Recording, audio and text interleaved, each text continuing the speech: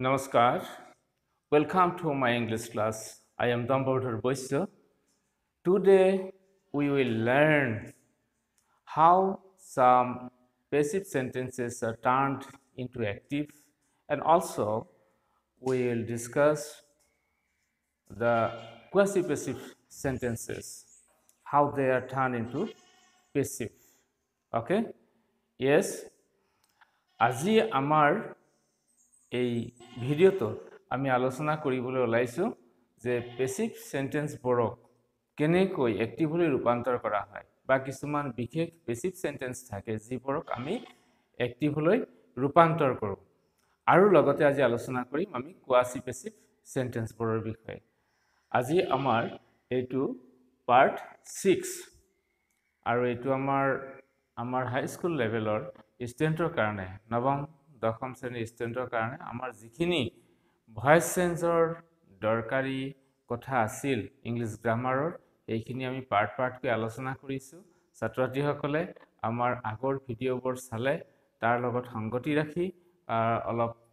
ভালদৰে চালে তেওঁলোকে বহু কথা জানিব পাৰিব আশা কৰিছো ছাত্ৰছাত্ৰীসকল আমাৰ এই ভিডিঅ'বোৰৰ পৰা কিছু পৰিমাণে হলেও উপকৃত হ'ব ঠিক আছে আমি আমাৰ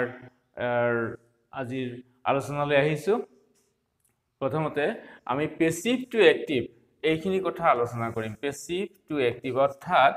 পেসিভ সেন্টেন্স আমি আগৰ ক্লাছত পাইছো যে কেনেকৈ অ্যাক্টিভৰ পৰা পেসিভ কৰা হয় সেই কথাবোৰ আমি আগতে শিকিছো বিভিন্ন নিয়ম বিভিন্ন ৰুল গ্ৰামাটিক্যাল ৰুল ব্যৱহাৰ কৰি আমি কেনেকৈ অ্যাক্টিভ সেন্টেন্স বিলাকক পেসিভলৈ লৈ যাওঁ সেইবোৰ আমি বিভিন্ন সময়ত বিভিন্ন উদাহৰণৰ মাজেৰে শিকিছো আজি আমি শিকিবলৈ ওলাইছো পেসিভ সেন্টেন্সবোৰক কেনেকৈ অ্যাক্টিভ কৰা হয় প্ৰথমতে আমি এটা সেন্টেন্স লৈছো number 1 The tiger was killed by the hunter এই বাক্যটো এটা পেসিভ বাক্য আমি সাধাৰণতে এই বাক্যটোক দেখা পাইছো যে কেনে ধৰণৰ পেসিভ সেন্টেন্স থাকিলে কি হয় আৰু আমি কোনবোৰ কথা তাত সংযুক্ত কৰো এক্টিভৰ পৰা আনতে সেই সংযুক্ত কৰা কথাবোৰ যদি আমি উঠাই দিও আৰু এক্টিভৰ ঠাইলৈ লৈ যাওঁ তেনেহলে কি হ'ব যে আমাৰ আগৰ এক্টিভ ৰূপটো আহি পৰিব আৰু তেতিয়া আমাৰ ই সহজ হৈ উঠিব কেনেকুৱা The tiger was killed ইয়াত ভাৰ্বৰ ৰূপটো আছে was killed তাৰ মানে বাক্যটো past tenseত আছে গতিকে the tiger was killed আৰু আমাৰ কি আছে ইয়াতে by the hunter তাৰ মানে শিকাৰী জনৰ দ্বাৰা ইয়াত আসল সাবজেক্ট যি কৰ্তা আছিল যাই কাম কৰিছে এইটো আছিল the hunter আমি ইয়াত by টো দিছিলো পেসিভ কৰতে আৰু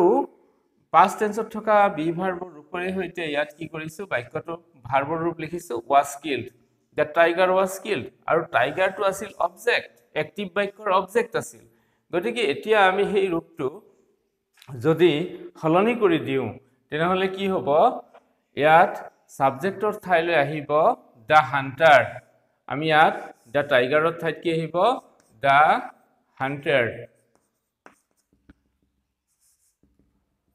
the hunter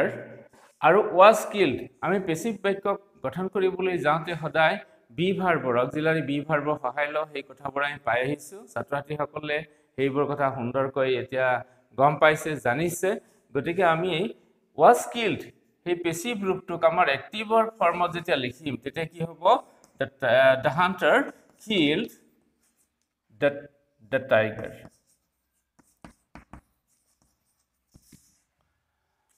The hunter killed the tiger অৰ্থাৎ আমাৰ ইয়াত কি থাকিলে অবজেক্ট পেসিভ বাক্যত বাই এজেন্ট যাৰ দ্বাৰা কৰাছিল বাই পিছত থকা সেই এজেন্টটোক ডুয়াৰটোক আমি সাবজেক্টৰ স্থানলৈ লৈ আহিলো আৰু তাৰ পিছত আমি এক্টিভ বাক্যৰ মূল ভাৰ্বটোক যেটো মূল ভাৰ্ব সেই মূল ভাৰ্বটো এক্টিভ ফৰ্মত লিখিব লাগিব ইয়াত কোনো অক্সিলাৰি নালাগে এটো পাস্ট টেন্সত আছিল গতে the hunter killed আৰু অবজেক্ট যেটো আমাৰ পেসিভত সাবজেক্ট আছিল হেইটো আমাৰ এক্টিভ বাক্যৰ অবজেক্ট আৰু হিয়া অবজেক্টৰ স্থানলৈ বহালো তেনেহলে আমি কি পালো the tiger was killed by the hunter এই বাক্যটোক আমি এক্টিভ কৰিবলৈ যাওঁতে কি পৰিৱৰ্তন কৰিলো by টো উঠাই দিলো তাৰ পিছত ভাৰ্বৰ যেটো পেসিভ ৰূপ আছিল পেসিভ ৰূপটো আমি টেন্স অনুসৰি মূল ভাৰ্বটো লিখিলো was killed আছিল ইয়াতে আমি past tense kill লিখিলো আৰু by agent বাইৰ পিছত থকা যেটো যাৰ দ্বাৰা কামটো কৰা হৈছিল যি প্ৰকৃততে এক্টিভ বাক্যৰ কৰ্তা হয় সেই কৰ্তাটোক আমি সঠিক ঠাইত এটো সঠিক স্থানত অৰ্থাৎ ভাৰ্বৰ আগত সাবজেক্ট এক সাবজেক্ট হিচাপে ব্যৱহাৰ কৰিলো লগে লগে আমি সাবজেক্ট ভাৰ্ব অবজেক্ট এই ৰূপটো আমাৰ আহি পৰিল আৰু আমি দেখা পালো এইটো এটা এক্টিভ সেন্টেন্স এই সেন্টেন্সবোৰ সাধাৰণতে আমাৰ খুব দৰকাৰ পৰীক্ষাত আমাৰ আহি থাকে ঠিক তেনেকৈ আমি এই ধৰণৰ সেন্টেন্স বিলাকৰ ক্ষেত্ৰত আমি যদি চাওঁ আমাৰ ছাত্ৰ-ছাত্ৰীসকলে জনা দৰকাৰ এটা সেন্টেন্স আমি লৈছো পেসিভত This poem has been written by my sister. এটা পৰীক্ষাত বা এক্সামিনেশনত মানে এটা সেন্টেন্স এটো আমাৰ আহি থাকে মাজে মাজে পৰীক্ষাবোৰত যে this poem has been written by my sister. ইয়াত আমি কি দেখিছো এটো এক্টিভ বাক্যৰ অবজেক্ট আছিল পেসিভত সাবজেক্ট হৈ আছে has been written এই পেসিভ ফর্ম ভাৰ্বৰ পেসিভ ফৰ্মটো কিহত আছে এটো আমাৰ has been written এটো কোন টেন্সত আছে আমি দেখিছো এটো প্ৰেজেন্ট পাৰফেক্ট টেন্সত আছে আমাৰ by এটো আছে প্ৰিপজিশন তাৰ পিছতে আসল যেটো এক্টিভৰ সাবজেক্ট কি by প্ৰিপজিশনৰ পিছত আছে গতিকে আমি ইয়াত কি পালো যে my sister তেনেহলে এক্টিভ বাক্যৰ এটো আছিল সাবজেক্ট আমি সহজে বুজি পাওঁ যদি by আমাৰ উল্লেখ থাকে তেনে বাইৰ পিছত যেটো আমাৰ উল্লেখ থাকিব কৰ্তা উল্লেখ থাকিব অৰ্থাৎ পেসিভ বাক্যৰ যেটো অবজেক্ট অৰ্থাৎ বাইৰ পিছত যেটো অবজেক্ট থাকিব অবজেক্টৰ স্থানত থাকিব হেইটো এক্টিভৰ সাবজেক্ট হয় গতিকে আমি লগে লগে গম পাম বাইৰ পিছত যায় আছে বা জি আছে এইটো আমাৰ এক্টিভৰ সাবজেক্ট এক্টিভৰ সাবজেক্ট হোৱাৰ কাৰণে আমাৰ কি হ'ব আমি ইয়াত এক্টিভ বাক্য গঠন কৰিবলৈ যোৱাৰ লগে লগে কি লিখিম So my sister it has been written it a present perfect tense my sister has written কি লিখিম আমি আৰু পেসিভৰ যেটো সাবজেক্ট আছিল হেতু এক্টিভৰ কি হ'ব object this poem my sister has written this poem তেনেহলে ছাত্ৰ-ছাত্ৰীসকল এটো একেবাৰে সহজ যে যিবোৰ নিয়মৰ দ্বাৰা আমি এটা এক্টিভ বাক্যক পেসিভলৈ ৰূপান্তৰ কৰো সেই একেইবোৰ নিয়মৰ দ্বাৰা ওলোটাকৈ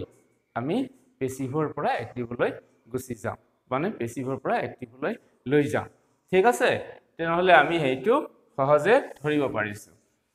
এতিয়া আহিছো আন কিছুমান সেন্টেন্সৰ ক্ষেত্ৰত পেসিভ বাক্য আমাৰ এনেকুৱা যে তাত কাৰ দ্বাৰা কামটো কৰা হৈছে কোনে কামটো কৰিছে সেই বিষয়ত উল্লেখ নাথাকে তাত বাই এজেন্টৰ উল্লেখ নাথাকে গতিকে তেনেকুৱা ক্ষেত্ৰবিলাকত আমিনো কেনেকৈ পেসিভ কৰো আমি সেই বিষয়ে অলপ চাই লওঁ ইয়াত 2 number sentence number 2 the patient was examined এই বাক্যতলৈ যদি আমি লক্ষ্য কৰো তেনেহলে কি হ'ল ৰোগীজনক পৰীক্ষা কৰা হৈছিল এটা এনেকুৱা কিছুমান সেন্টেন্স আমাক পৰীক্ষাত আহে বা আমি জানো যে যিবোৰ সেন্টেন্সৰ ক্ষেত্ৰত কাৰ দ্বাৰা কামটো কৰা হৈছে সেইটো আমি সহজে অনুমান কৰিব পাৰো যদি আমি কৰ্তাজনৰ বিষয়ে সহজে অনুমান কৰিব পাৰো তেনেহলে সেই মতে আমি সাবজেক্ট বহুৱাই এক্টিভ বাক্য গঠন কৰিব লাগে কেনেকুৱা কথাখিনি কি কোৱা হ'ল এটো পেশেন্ট মানে ৰোগীজনক পৰীক্ষা কৰিছিল কোনে কৰিব তুমি বা মই নকৰো এটো কোনে কৰিব এটো ডক্টৰে কৰিব গতিকে ডক্টৰে কৰিছিল বাক্যটো পাস্ট টেন্সত আছে গতিকে আমি ইয়াৰ এক্টিভ বাক্য যেতিয়া গঠন কৰিম তেনেহলে কি হ'ব the patient was examined গতিকে the doctor was examined এটো আমাৰ পেসিভ ফৰ্মত থকা এটা ভার্ব গতিকে পেসিভত আছে the doctor examined past tenseত the doctor examined the patient আমি কি লিখিলো ছাত্ৰসকল ইয়াত সাবজেক্ট কি লিখিলো ডক্টৰ আমি ইয়াত ডক্টৰটো আমি দ্য ডক্টৰ এইটো আমি পাই গলো ঠিক তেনেকৈ কেতিয়াবা আমি গম পাও যেনে ধৰা he was বাক্য এটা আমাৰ পেসিভ বাক্য he was made our leader তেওঁক আমাৰ নেতা বনাইছিল he was made our leader এই শব্দটোৱে আমাক এটা ইন্ডিকেট কৰিছে দেখুৱাই দিছে যে কোনে তেওঁক নেতা বনাইছিল আমাৰ লিডাৰ বনাবলৈ হলে কোনে বনাব আমি নিজেই বনাব লাগিব আমি বনাব লাগিব গতে ইয়াত উই সংযুক্ত হৈ আছে উই আছে গতিকে he was made our leader by us এটো উল্লেখ নাই গতিকে আমি এই বাক্যটোৰ ক্ষেত্ৰত কি কৰিব লাগিব এক্টিভ বাক্য যেতিয়া গঠন কৰিম তেতিয়া আমি সাবজেক্ট আনিব লাগিব উই was made past tense আছে গতে we made he to আমাৰ ইয়াতে সাবজেক্ট আছিল এটো ইয়াত অবজেক্ট হ'ব we made him এটো আছিল আমাৰ complement we made him our leader ঠিক তেনেকৈ যেটো আমি সহজে ধৰিব পাৰো ঠিক এই ধৰণৰ the thief was arrested আমি কোনোবা এটা ভিডিওত ইতিমধ্যে কৈছো the thief was arrested চোৰজনক এৰেষ্ট কৰা হৈছিল কোনে এৰেষ্ট কৰিব পুলিচে the police arrested the thief ঠিক তেনেকুৱা গতিকে আমি তেনে ক্ষেত্ৰত কি কৰিব পাৰো যে ভয়েস চেঞ্জ কৰতে অৰ্থাৎ এক্টিভলৈ নিয়তে আমি সাবজেক্টটো হেমতে ব্যৱহাৰ কৰিব লাগে এতিয়া নেক্সট এটা সেন্টেন্স লৈ গৈছো Rome was not built in a day কেতিয়াবা কোনো একোটা ঘটনা বা কাৰ্যত যিসকল কৰিছে হেতু হে একখন বিশেষ ঠাইৰ লগত জড়িত হৈ থাকে আৰু তেনেকুৱা ক্ষেত্ৰত আমি সাবজেক্টটো হেইমতে বহুৱাব লাগিব মানে কথাখিনি এনে ধৰণৰ Rome was not built in a day Rome নগৰ পৃথিৱীৰ ভিতৰত এখন অতি সুন্দৰ নগৰ হৈছে Rome নগৰ যে পৃথিৱীৰ ভিতৰত আটাইতকৈ সুন্দৰ নগৰ হৈছে Rome নগৰ গতিকে এই Rome নগৰখন কিন্তু এদিনৰ সৃষ্টি নাছিল এই Rome নগৰখনক সৃষ্টি কৰোতে বহু দিন সময় লাগিছিল কিন্তু Rome নগৰখন কোনে সজাইছিল Rome নগৰখন সজাইছিল Romeৰ অধিবাসীসকলক ৰোমান্স বুলি কোৱা হয় গতিকে ৰোমান সকলে এদিনতে Rome নগৰ সজোৱা নাছিল সেই কথাখিনি জানিবলৈ আমি ইয়াত কি লিখিম the romance বা romance এটা প্লুৰেলত আছে the romance গতিকে তাত আমি লিখিছো the romance was not built এই বাক্যটোত থকা ভাৰ্বটো আমি চাই লওঁ এটা এটা নেগেটিভ ভাৰ্বটা আমি যেতিয়া এক্টিভলৈ লৈ যাম তেতিয়া হলে ইয়াত was অক্সিলাৰি সহায়ত আমি not ব্যৱহাৰ কৰিছো কিন্তু যেতিয়া আমি এক্টিভত ব্যৱহাৰ কৰিম তেতিয়া আমি was টো লৈ যাব নোৱাৰো ইয়াত আমি অতিৰিক্ত do ভাৰ্বৰ সহায় লম the romance did not আৰু built এটো past participle ৰূপ আছিল আৰু did not কি হ'ব এটো build b u i l d ইয়াত d এটো হ'ব the romance did not build Rome in a day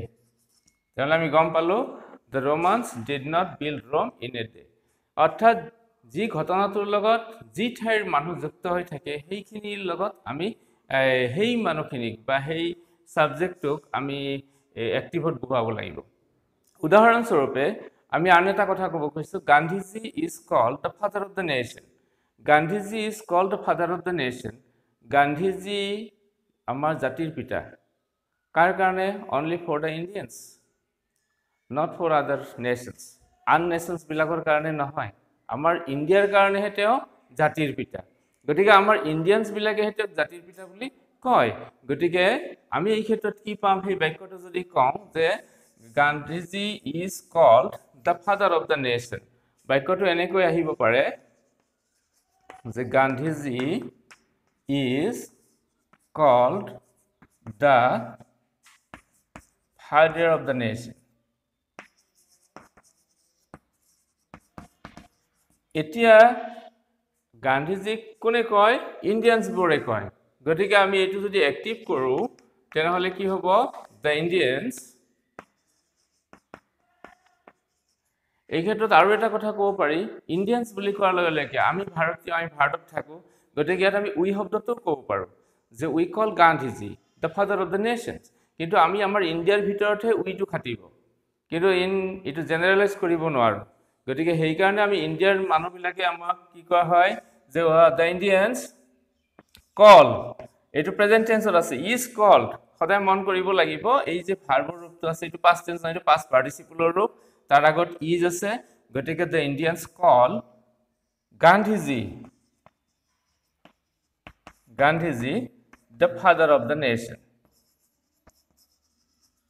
the father of the nation গতিকে আমি এনেধৰণে কিছুমান সেন্টেন্স পাওঁ যিবোৰ সেন্টেন্সত আমি সেই ঘটনাটোৰ লগত জড়িত সেই কামটো যিয়ে কৰে সেই ঠাইৰ কোনো এটা এৰিয়াৰ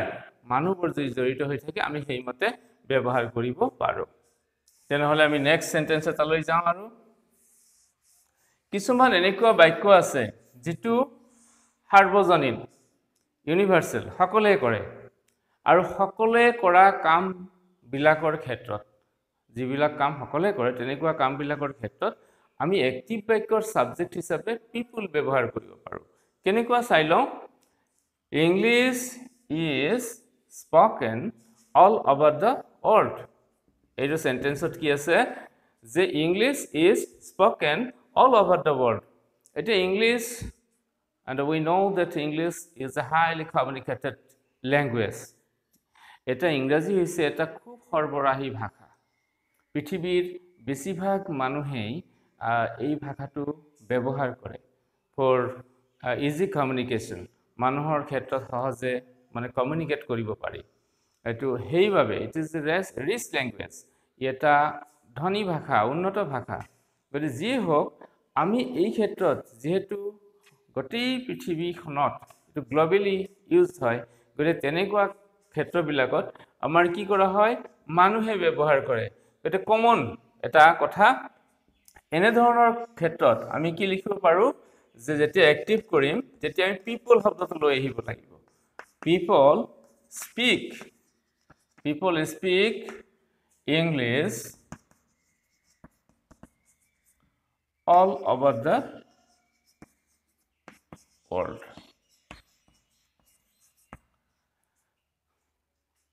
people speak English all over the world ঠিক তেনেকৈ যদি আমি আন এটা বাক্য কওঁ the rose is called the queen of flowers গোলাপক ফুলৰ ৰাণী বুলি কোৱা হয় এইটো অকল তুমি বা মই কওঁ এনেকুৱা নহয় সকল মানুহেই কয় গতিকে সকল মানুহে কোৱা এই বাক্যটোৰ ক্ষেত্ৰত কি ক'ব পাৰো আমি যে rose আমি যদি এই বাক্যটো আমি লিখা হৈ থাকে যে কি আছিল বাক্যটো এই মাত্ৰ যে আমি কলো যে passive সেন্টেন্সটো the rose is called the queen of flowers ফুলৰ ৰাণী বুলি কোৱা হয় তেনেহলে এইটোক বাই পিপল বুলি উল্লেখ নাই তাতে কিন্তু আমাৰ যেটো সাৰ্বজনীন সকলোৱে কয় গতিকে আমি এক্টিভ বাক্য গঠন কৰিলে লিখিব লাগিব people is called আছে call লিখিব লাগিব people call the rose the queen of flowers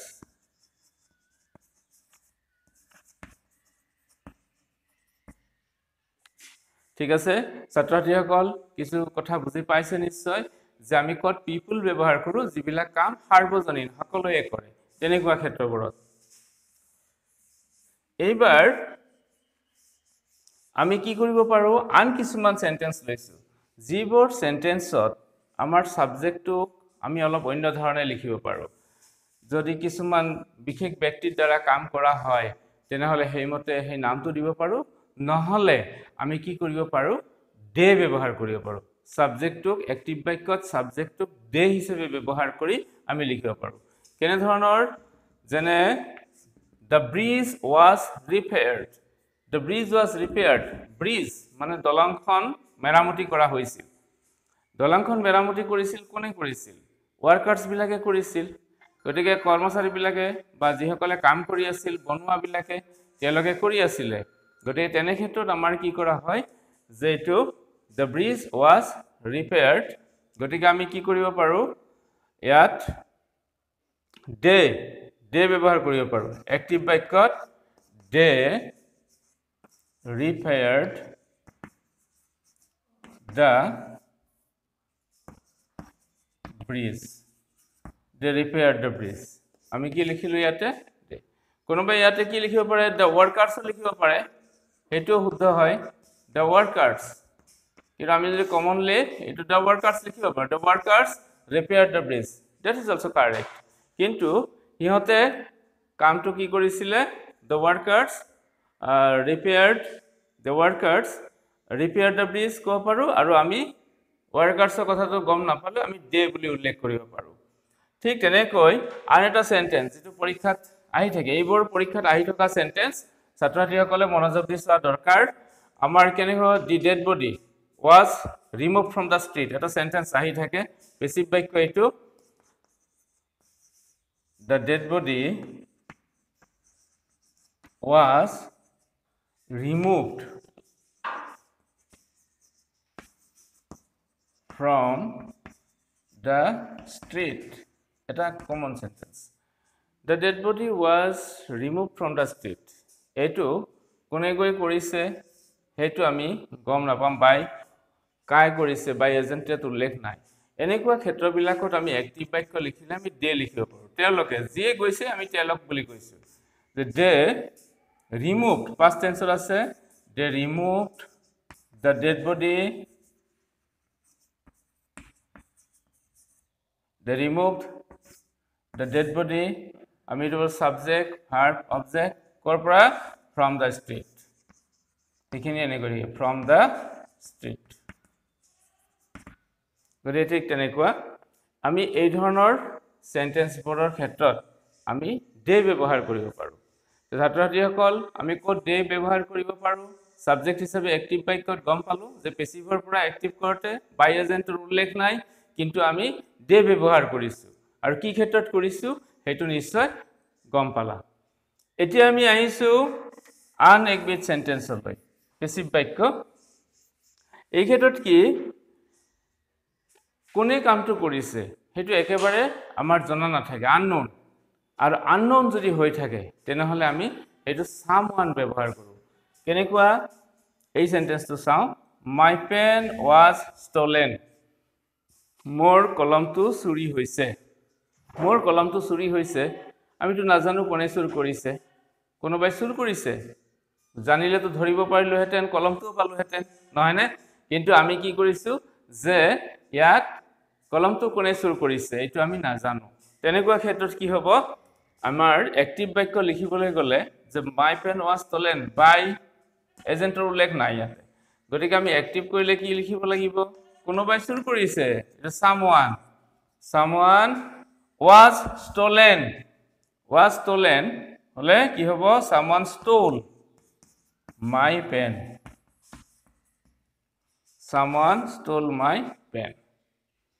মই এইখিনিতে ছাত্ৰছাত্ৰীসকলক আৰু এটা পইণ্ট উল্লেখ কৰিব বিচাৰিছো বিশেষভাৱে my pen was stolen এই ভাৰ্বটো থাকিলে কি হল চুৰি হৈছে যেহেতু কোনো নজনা কোনো মানুহে চুৰ কৰি লৈ গৈছে আমি তো কি কৰিছো someone লিখিছো কোনে কৰিছে নাজানো কিন্তু যদি my pen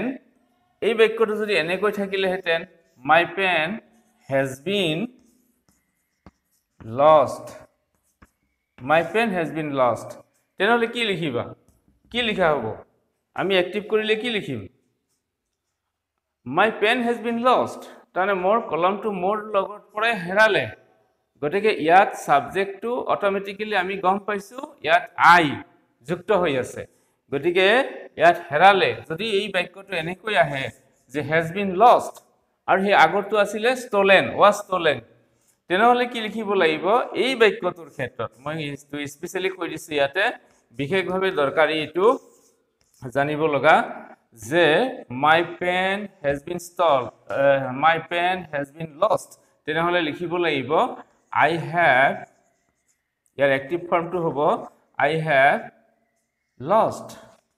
have lost my pen. এইটো খুব ভালকৈ ছাত্ৰ-ছাত্ৰীসকলে মনত ৰাখিব লাগিব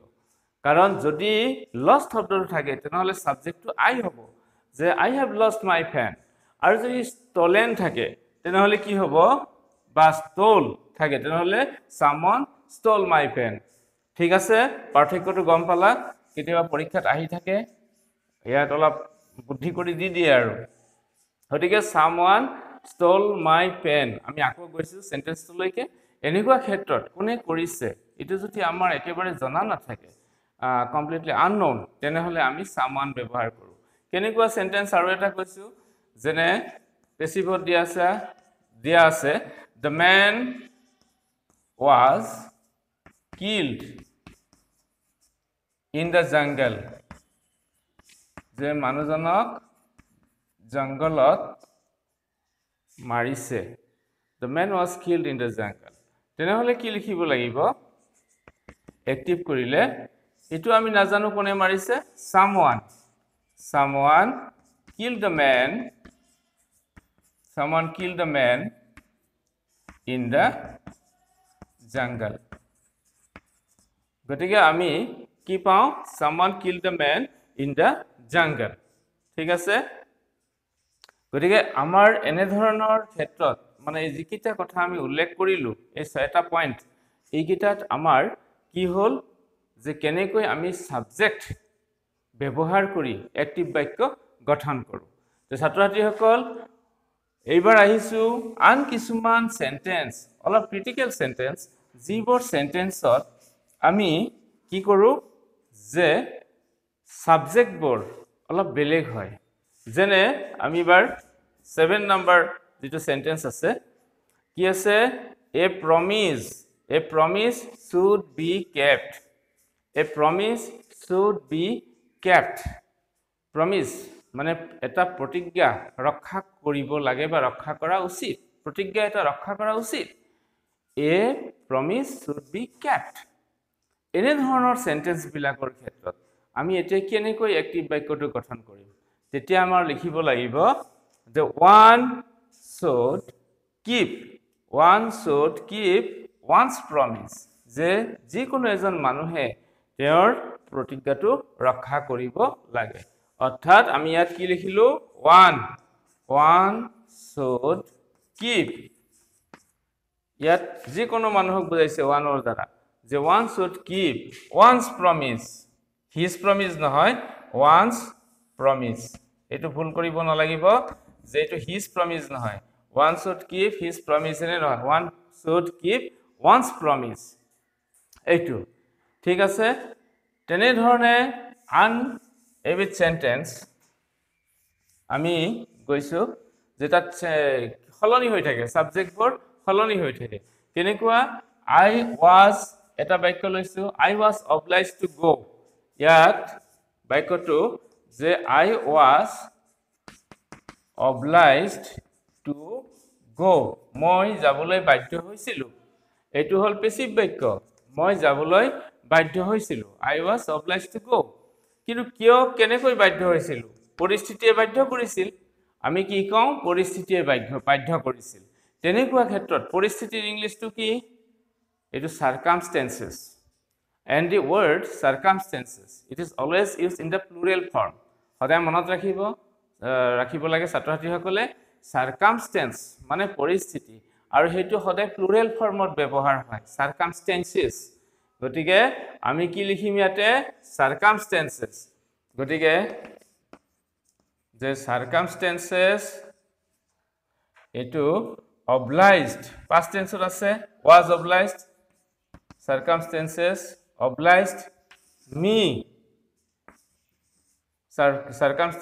obliged me to go এনে ধৰণৰ ঠিক আন কিছুমান সেন্টেন্স যে কি আছে আমি নেক্সট সেন্টেন্স এটা গৈছো it is supposed that you know এটো ধৰা হৈছে এটো ধৰি লৈছে যে তুমি জানা it is supposed আমি যে suppose বুলি কওঁ suppose এইটো এনেকুৱা হ'ব suppose এইটো আমি যেনেকৈ মেথছত তোমালোকে ছাপ'জ ইট ইজ এক্স, এইটো এক্স বুলি ধৰা হ'ল, এই ধৰা হৈছে, তেনে ক্ষেত্ৰত কি কৰা হয়, আমি এইটো কি কৰিব পাৰোঁ যে it is supposed that you know', তেনেকুৱা ক্ষেত্ৰবিলাকত আমি কি ব্যৱহাৰ কৰিম যে তেনেকুৱা ক্ষেত্ৰবিলাকত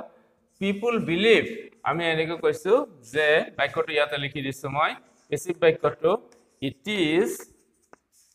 supposed that you know, এই বাক্যটোত ইট ইজ সাপোজড এইখিনিৰ কথাৰ কাৰণে আমি এক্টিভ কৰোঁতে কি লিখিব লাগিব, পিপল বিলিভ, পিপল বিলিভ এইখিনি আমি লিখিব লাগিব যে পিপল বিলিভ, বাকীখিনি ঠিকে আছে, ডেট ইউ ন', মানুহে বিশ্বাস কৰে তুমি জানা, it is suppose that you know', এইটো মানুহে বিশ্বাস কৰে যে তুমি জানা। গতিকে আমি পালো যে পেচিভ সেন্টেন্সবোৰক কেনেকৈ এক্টিভ কৰা হয়, কেনেধৰণে এক্টিভ সেন্টেন্সত সাবজেক্ট বহুৱাই আমি পেচিভ সেন্টেন্সবোৰক এক্টিভলৈ ৰূপান্তৰ কৰোঁ। ঠিক তেনেকৈ আমি ইয়াত বিভিন্ন উদাহৰণৰ মাজত ভিন্ন ভিন সেন্টেন্স আমি ইয়াত দেখুৱালোঁ, আৰু সেই সেন্টেন্সবোৰত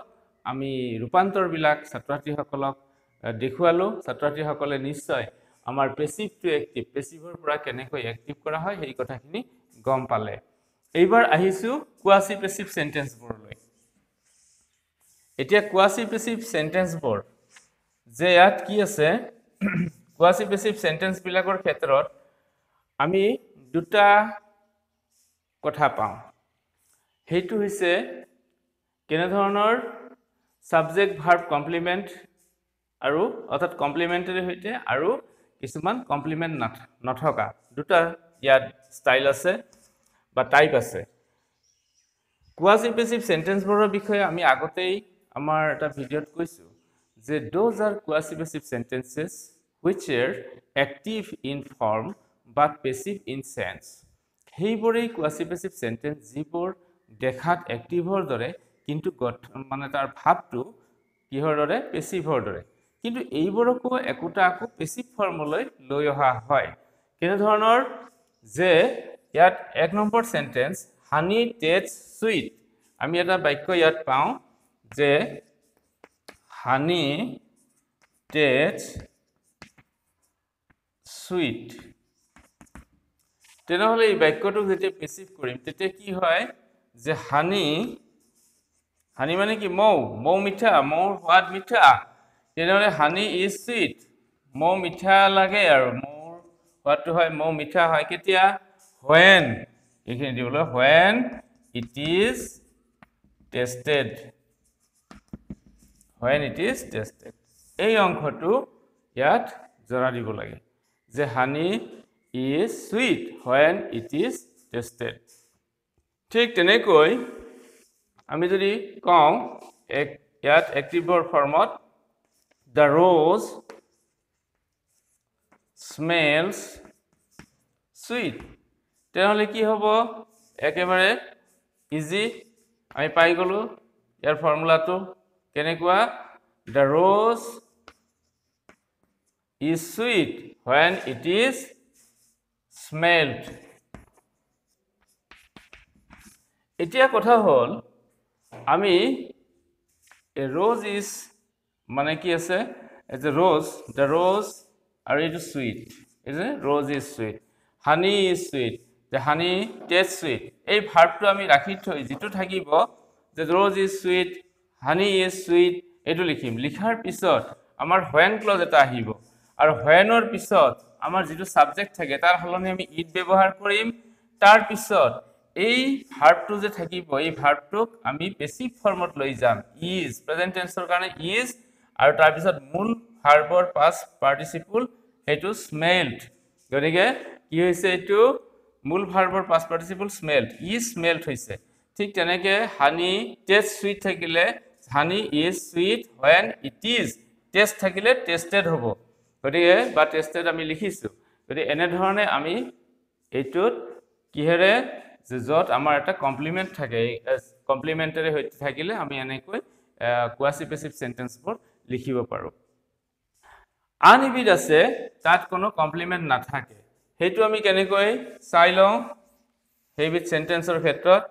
যেনে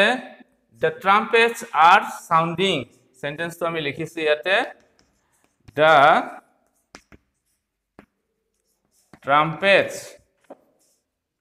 are sounding এতিয়া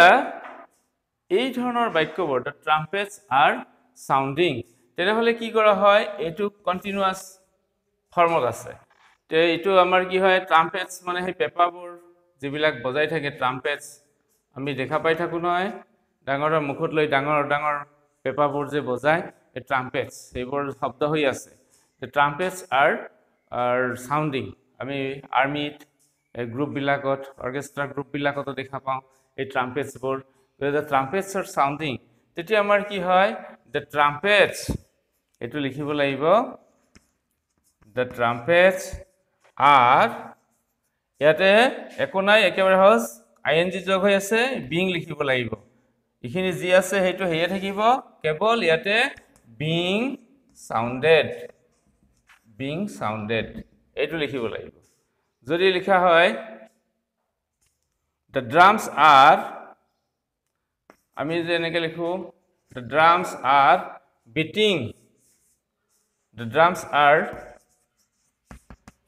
beating তেনেহলে the drums are being beaten